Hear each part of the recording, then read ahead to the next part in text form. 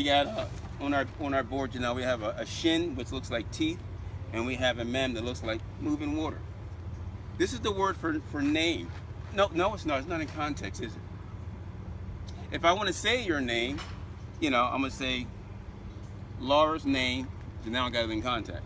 It means, in our case, it means the identifying alphabet that says that's who she is. But in Hebrew, when this first word is used, it's used to when Yahweh puts something somewhere. When He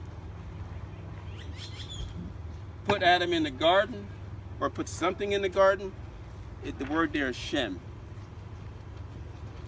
If you tell your kid, when you put something on the coffee table and don't move it, you just did Shem. You just declared that I have the authority to put there because it came pressed out of water. This is pressing out of water. Pressing out of water. So you're the source of putting this lamp on this coffee table. And your child is not to move this lamp. If the child moves the lamp, who's acting in Shem? The child. The child, because the child says, the source is from me. I'm going to move the lamp. I'm in charge. And then the adult over there is like, wow, I guess I'm not in charge no more. And you're not at that moment. And then you come over there and you snatch the lamp and you Shem the lamp on the table. And then the child's like, I'm not in charge no more. And you can have them go back and forth until you put the wrath on that child and says, a little tap on the hand and send them over this way. Now they know that you are the Shem. So when Yahweh says to us His name and we argue over it, Yahweh's like, what's the context? Because you got a big bandwidth here. Because this word also means character, the char, character. That's the way you act. It also means there, as we learned in our Hebrew class, there, over Shem.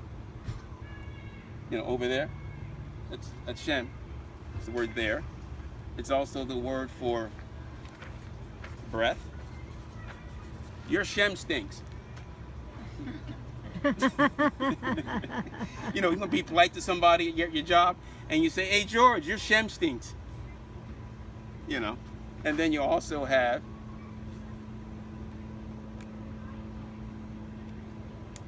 spirit, ruach. Okay, you get ruach. You have all these things. There's also that I will act in your character. You want to act like Mike. We have it in our culture about, Michael Jordan and so forth. So when Yahweh says to keep the feast wherever I put my name, and Yahweh's people are scattered all over the world, and Yeshua gave you a hint, and He gave you a big hint in Egypt. Where was the first tabernacles kept? Does anybody know? What was in the wilderness. And where was that at? Egypt? Well, yeah, part of Egypt. Where was most of it at? The desert? Well, what desert? Saudi Arabia. The first Sukkot. Why? Because His name was there. Because His Shem was there. His character was there. His there was there. His breath was there. His ruach was there. His activity was there. And He put the people where? Shem. There. So everywhere they moved, and they kept, how long did they keep tabernacles? Huh? No, they didn't. No. How many days did they keep tabernacles? 14. No. No.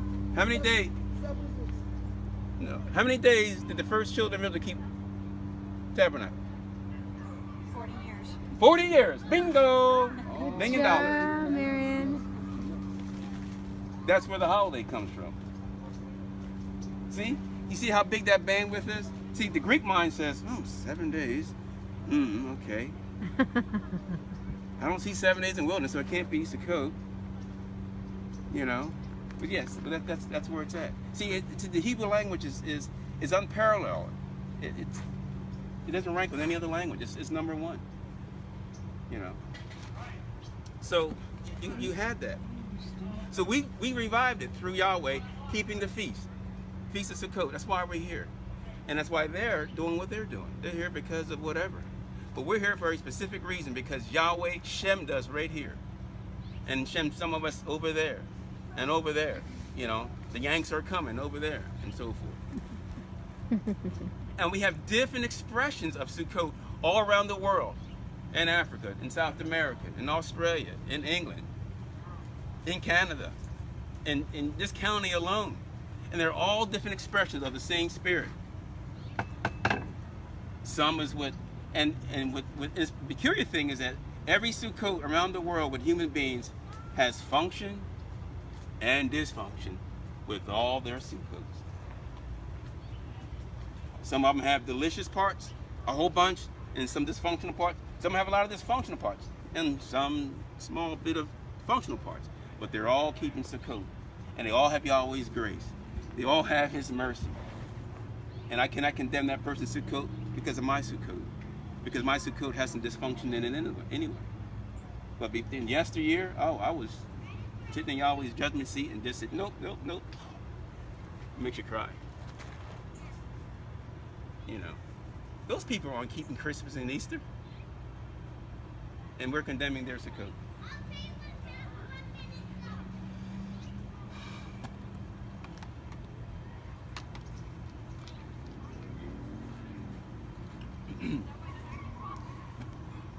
This Sukkot is starts at the end part of the wrath of Yahweh and the tribulation. Without going into it, the tribulation is functionable. Why do we say that? Because the tribulation is designed to get the children of Israel, all the ones that are not walking in the position that they're supposed to be walking, to get them to get back to Yahweh. Who are we talking about? Those that say they honor the book of the scriptures and say you don't do the book of the law. All the people that have the scriptures and you don't have to honor Yeshua. All the ones that were part of both groups, so to speak, and don't want to get involved. Because what they see with their parents and their communities doesn't look all that delicious. The tribulation is there to drive them back. Just like when your son and daughters decide to go opposite of what your family's program is, and you give them tribulation. You know, they're out of that. They're older, depending. They may be out of the house. You may be cutting off their money. No car. I want my car back. It's still in my name. Whatever tribulation you give that child, to do what? To drive them back, to create thirst for them to come back to you, to come back to the breast of mom and dad. Tribulation is not a bad thing. We have many people in Yahweh that are afraid of tribulation. When Yeshua has said in His own words, He says, do not take them out of the world. Just that one statement tells you there's no rapture, folks. There's no hiding in anybody's place. You're going to have to be hiding in Yahweh. Yeshua said to the disciples on His Passover night, don't take them out of the world.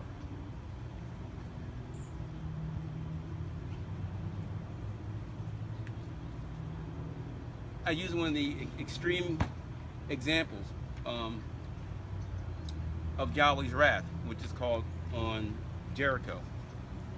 Jericho is a city with high walls, like 200 some odd feet high, whatever case may be.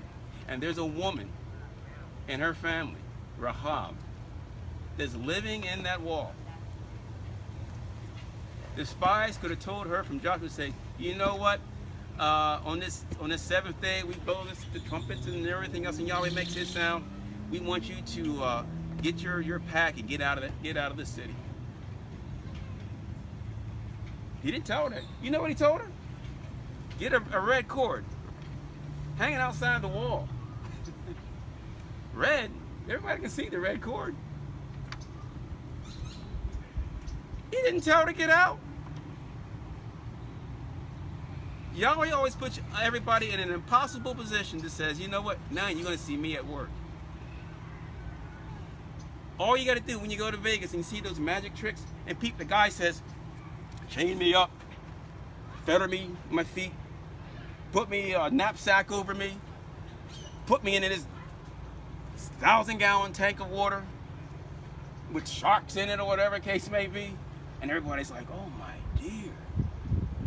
15, 5, look, you get your clock, 5 minutes, because you can't breathe, and all of a sudden, he's out. His hair is wet, he's dripping, he's out. Well, Yahweh does that. He says, Rahab, stay in Jericho, stay in your house, hang out a red cord, somebody can see it. We're going to march around there 7 times. By the Sabbath day, Yahweh blows the trumpet, the people blow the trumpets, and if you look at the pattern evidence, has everybody seen that? If not, please go see that.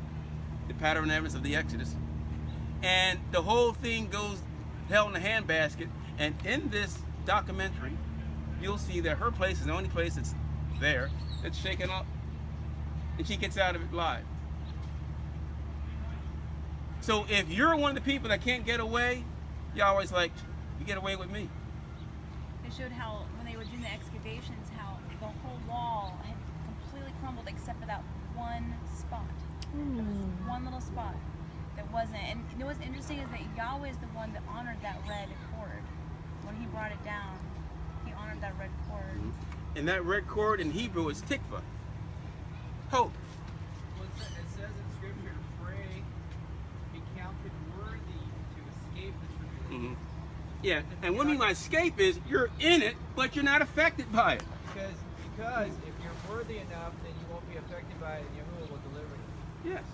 And it's not by putting you somewhere in outer space or in heaven, or the case may be. Wherever you're at, Yahweh's got you. Okay? But that word there for the red cord is tikva, is the word for hope. The same word in context with the mikvah, the hope of the resurrection. And that takes us. So this holiday deals with the 1,000-year reign. It deals with the protection and all the goodness that the Sukkot provides.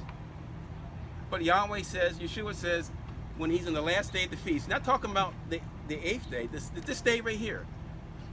And he cries out because we're having the water ceremony at the temple on this 7th day of the feast. And they got the water ceremony coming on. Because remember, you got the latter rains and the former rains. And this big water celebration going on. And Yeshua comes there on the great day of the feast, the 7th day, not the 8th day. The 7th day is called the great day of the feast. And he says, out of his belly comes living waters. This spirit, this ruach, symbolized by this, and it's come rushing out. And what is that a picture of? What's that a picture of? Well, if you go back where did the first time you see rivers of water coming out of a belly? Does anybody know? In Eden. In Eden. There's a river. And it goes out to the 4 different locations to feed the people. You're always giving these hints. The pattern doesn't change. If it's in the beginning, it will be in the very end. And all these rivers that Adam is supposed to attend is to nourish the nations. And Yahweh's using the beautiful globe of the earth, his future home, to do this. And Yeshua, on this last day, when this water ceremony going on, is that his belly. Why is the belly? Because he's using the interesting phenomena of what person. What person is he recognizing in this illustration? A woman, and sent by a man. Where is the waters coming from? Yahweh's right out in front of you, isn't he? And what comes out? John came out, James came out. How many more came out of your rivers of living water? 5 more? Rivers of living water. He's raising the woman to the pinnacle of deliciousness. How many men can say that? They can only say it, well, my wife, she's a river of living waters. He can't say that. Out of the belly. A belly, again, is a continent. You know. The baton. You have bait, the tav, and life. Baton, belly. You got a house, you got the basket, it's full, and you have life. There's life in that belly, isn't it? Surrounded. And a woman is a house. Did you know that Noah didn't have a tent? Did you know that Abraham didn't have a tent? None of the men had a tent. And in the scriptures, it says, King James, whatever, it says that Abraham had a tent and Noah had a tent. But if you look in the Hebrew, it says Ohelah, which means it was a woman's tent. The men just provide the material. The tent is the woman. She's in charge of that whole thing. A tent. And even after, like, when... A tent. After, Baton. Baton? Baton. With the N at the end, right? Yeah, you got a new. Yeah. The sprout. The light that comes out of the belly. What was that? it was interesting, even after Sarah died, when Isaac married Rebecca, Right. he said he took her back to Sarah's tent. And Sarah wasn't even alive anymore, but he took her back to Sarah's tent. Right. Hey man, you can go to a Bedouin today. You ask him, whose tent is that? It's my wife. You don't have a tent? No wife, no tent. And you ask him, who puts up the tent? My wife. Who takes down the tent? My wife. Who repairs the tent? My wife. Whose tent is it? My wife's. What do you do? I guard it. They guard the tent. That's the culture that Abraham, Isaac, and Jacob, and David, and all them come from. The house is the woman. So when Peter talks about the woman, about being the chief spokesman of the house, he's right. And it's more than just all the fixtures in the house. It's everything dealing with the house, all the inside and the outside stuff going on. And and when she leads the camel brigade, she's leading them carrying all that stuff. The men can help if they want, but that's all her stuff. And they travel light. They travel light. Okay.